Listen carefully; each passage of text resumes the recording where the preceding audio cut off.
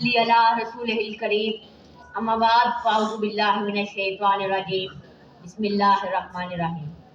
صدر دی وقار، قابل صد احترام اساتذہ اکرام اور عزیز طلبہ، السلام علیکم۔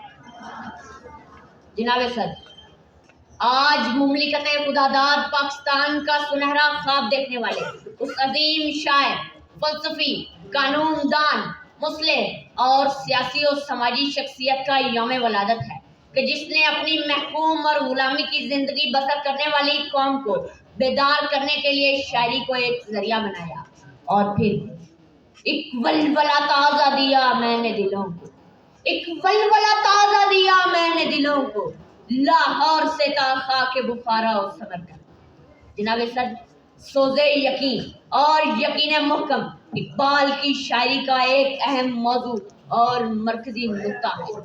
وہ اپنی ملت کے نوجوانوں میں سوز یقین اور یقین محکم کی صفات دیکھنا چاہتے ہیں۔ فرماتے ہیں: یقین محکم عمل پہ ہم محبت فاتح عالم، یقین محکم عمل پہ ہم محبت فاتح عالم، جہاد زندگانی میں ہیں یہ مردوں کی شمشیر۔